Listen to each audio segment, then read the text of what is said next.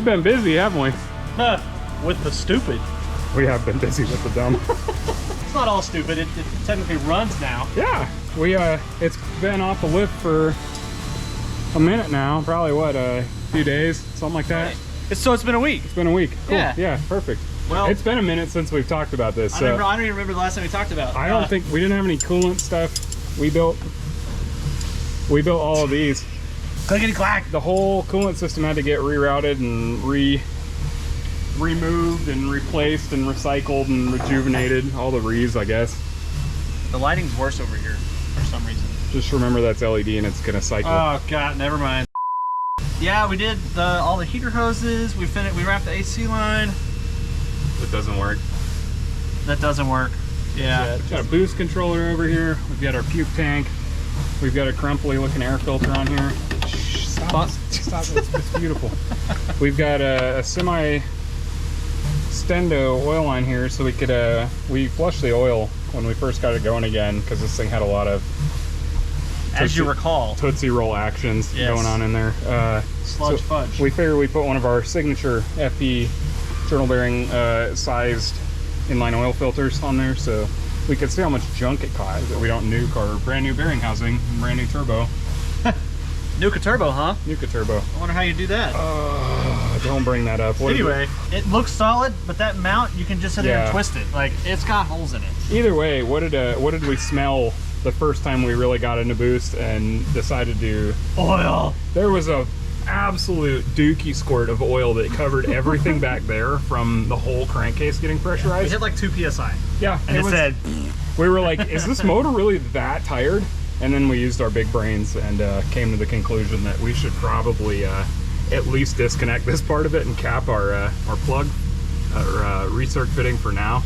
And we've seen what, 8-9 psi now, and we don't even get a hint of any kind of liquid coming out of that stuff. Second time we went out, we heard a big clang followed by a lot of noise. I'm starting to wonder if, okay, I don't know if we heard a clang. I don't know which thing clanged. And I think it makes more sense now that we've found both of them. The first clang was the worst clang. So we had to put our newfangled turbine housing on here. You know, we have to clock things, and then you just kind of cinch them down, you know, while you're happy with your positioning. And then you just never tighten them. Oh, did we forget to tighten something? What? No, yeah. Oh, was it all of the bearing housing, the turbine housing bolts? Was that what it was? We had, what, 3 left? We had, I think it was at least 2 plus 1. We were, because the top one was still there, and the bottom, yeah. This guy was straight up wedged. He could not back out all the way, and there's one down below that straight runs into something. And we lost this whole passenger side kind of half moon clamp. That was just bye-bye. Yep. It was straight on the road somewhere on our little tuning road. We were like, oh, that was just a big rock coming off the tire that... Oh, but it wasn't. Probably can't even pick up a rock because they're so shitty. Yeah. Oh, yeah. So this turbo was held in by, what would you call it? Just friction? Hopes and dreams? Yes. Because the bolts were doing nothing. The more I talk about this, the worse I feel. I feel bad too. We both overlooked that. If that legit fell out, we would have nuked the turbine wheel. No, it did. No, I'm talking about the clamp, right? Yeah. If that was the first one, which it's the only way it makes sense now. We made how many more passes? We made quite a few full power hits. Nothing really holding it together. But nope, just hopes and dreams. It just got a little bit louder. Got a little exhaust leak. So we heard another clang clang. And like, man, those rocks sound familiar. It got significantly louder after this clang. You couldn't really hear it just at cruise, like we didn't even notice it. But as soon as you got on the gas, you're like, oh, that doesn't sound good. Yeah, that sounds like an exhaust leak. Big exhaust leak, yeah. Something's weird. So we thought maybe like the wastegate bolt fell out. We didn't put a gasket on the bottom wastegate. Like something weird happened. Nope, and more nope. Whole lot of nope. And then we listened to it again from up here, and it sounds like it's coming from the passenger side, and that's when we realized... Driver's side. The crossover tube has a O2 sensor provision on it that no longer had a plug. So, I don't know if those come tight in the box or not. I don't know, but it doesn't matter now because we get to put a new one in. Yeah, we got to put another one in. Yep. So we lost a few metal parts, created an exhaust leak, and almost yeeted a turbo. Yep. But But we're fine. Everything's fine. Everything's gonna be fine. Okay, it's happening. Everybody stay calm. What's the procedure, everyone? So we're gonna pull this off and back flush it with some brake clean. You can if you want, you can leave that in line, remove that, and then just unscrew that part of it. Okay, anyways, we're back. Oh, let me change that into a 5/8 right quick. Morphed there it we right go. quick. Yep. With the magic and why am I grabbing in this? Oh my gosh, I'm actually stupid. My dude, there we go. You can go that way. Yep. Oh my, this is so complicated. The rest is probably hand doable. So let's do it on the world's most disgusting table. No brake clean? Did the Wookiee steal his brake clean back? It's distinctly possible. I'm gonna steal there. Let's see if there's any junk in here. This was just a precaution. We weren't really expecting anything, but send it. Oh, honestly, not much. I'm a bit disappointed. There was a couple little black flecks in there, so it might have had a little bit of carbon in it, but there's another one. Dude, I don't think we got squat. I don't think we got squat, which is fine. Wow. I like it that way. Yeah, but it's anticlimactic. It is anticlimactic. So it was just a sludge buddy. He's fine. As per usual. Yes. We have a Sasquatch sighting. So yeah, now we got your wrench. We can yeah. We just need to make sure the bottom doesn't turn, and we can permanently fixture our oil line. These turbos have a 1/8 NPT on top, so we have a 1/8 NPT to -4 adapter on there that we sell. Cool. It's good to me. Everyone here, everyone was paranoid about decaps. What? Because we've never dealt with them before. Who? Are they gonna be weird? What? That's just. They're not our usual wheelhouse of buying just ID 1000s or 1050s or whatever and having pristine, perfect injector data. Unpredictable. Dude, this thing Actually, idles they're mint. so freaking smooth. They work perfect. Yes, they're amazing. Thanks again to our dude, Anthony Harville, for doing an excellent job decapping those and cleaning them before he got them to us. Yes. They idle freaking mint, brother. Maybe we can do some one tire fire soon. We can probably get some solid video of some one tire fire. You having fun with it? Yes. Me too. This has definitely been a weird project for me. I don't normally do things like this. We're gonna change the plugs out to some 7 heat range NGKs. Everything's from the wrong angle now. Too short. Well, you can look up. So we're pretty sure these were original plugs in this thing. About a 21 or 22 thou gap. These are about 55. Is this an OEM like Please tell us in the comments. We don't know. I wasn't gonna be that corny and say it, but we don't know. That corny. I don't know what it is. I didn't have the fortitude to look that up on the internet, but these look old as shite. Yeah, the gap on this is like 55. That is so big. Yeah, compared to our little guys here. Yeah. Honk. We're gonna put these in and see if any of our potential spark knock. Yeah, it doesn't break up at 5400. Yeah. I bet that's what it was. It's already claimed a finger. Yes. I swear I'm the worst. Did you make it on the ground? There's blood all over the top. I've got enough platelets. Oh! Well, yeah, now it's your truck. I'm not working on it anymore. It is my truck. I don't want to do the passenger side. Oh, yeah, you're doing the easy side first. Yeah, of course. I gotta get myself into it and then suffer the wrath of the log manifold. Alright, well, we're gonna keep messing with this since it's cooled down and I can work into it. Alright. Until next time. So, we're behind on videos, right? Yeah. A little bit? A little bit. We've been driving down to Mexico and tuning. Gosh, have we talked about nothing? Literally nothing. Not a single thing. What we'll probably do is go make some rips and then go back and we'll turn the car off and talk about it so we're not fighting dom dom dom dom dom dom endless noises and more wind. For context, we're at Guadalajara. Yes. Chihuahua. Yes, this is deep Mexico. Tijuana. 11 psi. Creeps to 11. Yeah, it goes to about 9 and then creeps to 11. We're hoping that we don't have spark knock at about 5,300 RPM.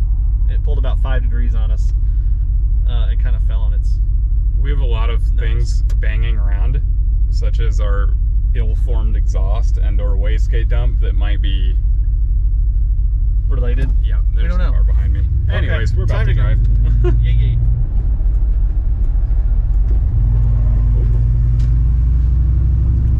Still haven't taken the tires out of the back.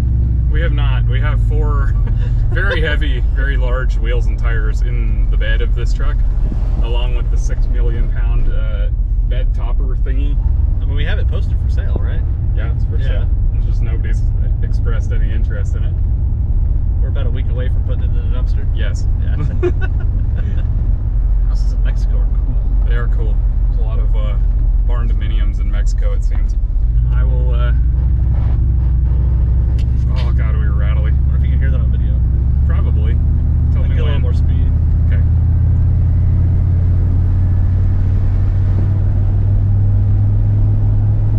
Good? Whenever you're ready. Alright, tell me if I need to get out of it. Okay.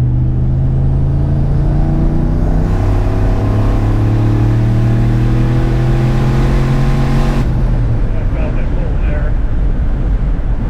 Did what? It felt like it hit a wall again at 5,300 or whatever. Yeah, so that was a little weird. I let off probably around 5,500. It hit. Can't click it down. Felt like it came on pretty good. Better than Popped yesterday. early, but it wasn't very much. So I kind of ignored it. Yeah.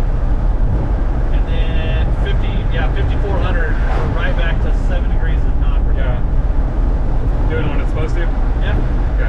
It stayed closer to target this time. Well, target's higher, so Yep. the pump Yep. should be happier about We're actually that. 0.83 is what the van turned into. So Gotcha. IETs were not that hot. No, it's cooler today, plus we haven't been driving it for very long. No, I'm stating obvious. Gotcha. Like, okay, that's not a problem. Okay, that's not a problem. Yeah. Do we want to put it on the lip? Yeah. Okay. Yeah, we're gonna go. Definitely need to order the C-notch. That's terrible. Let's make another one, but start at like 3,500 or something. Okay. Let's start a little higher. I'm good whenever you are.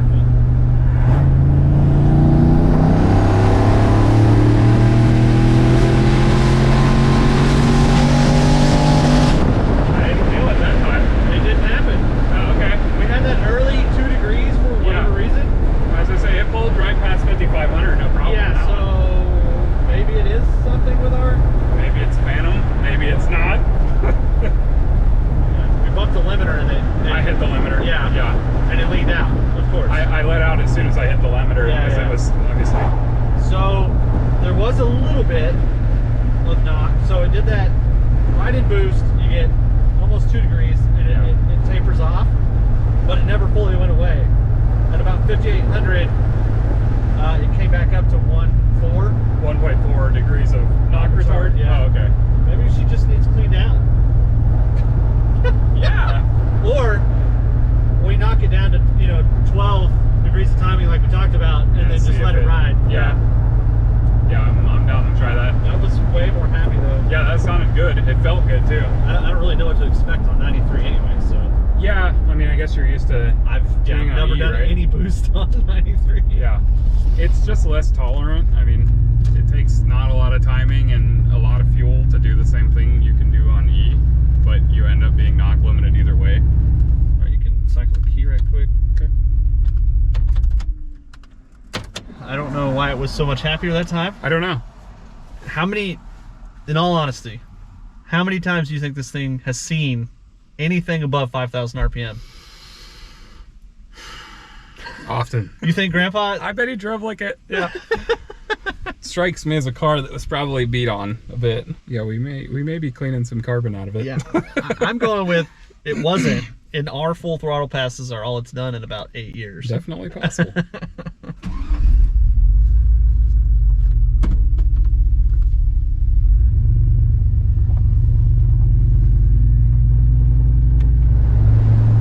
Good? Yep.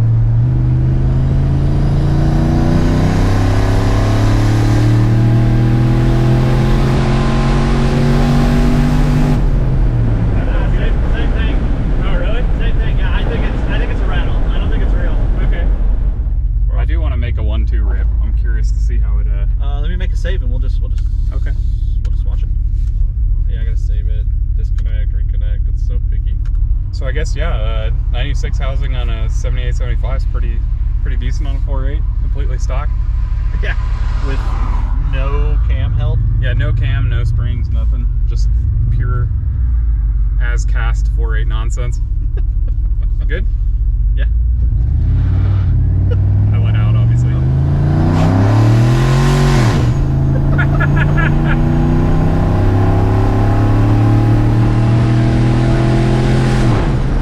Oh, it shifted early for me that time. That was weird. Oh, I'm not locked in a second. Nope. Yeah, so that shifted at like 5,500 just on its own. Okay. It started coming on nicely, and then it was like, nope, nope, no fun for you. You know what it did? It was like, we're not gonna knock either. Yeah. You can't get into the knock zone, boy, if I shift for you. Still feel like a turn? Yeah. It feels like a turn. It's slow. I mean, imagine if you didn't have 10 pounds of boost on it. Oh, God, it sounds awful. The turbo, like the wheel spin, it spat up to 13 psi. Yeah. Assume the trans probably didn't like that. Oh no, that was the shift. Oh, it saw 13 on the shift? Yeah. Interesting. Never mind.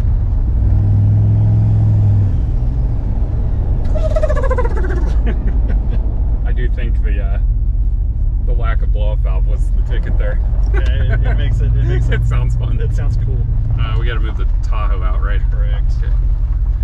I'll park over here then, so the Tahoe can stay on pavement, like the princess it is. Is that a wrap?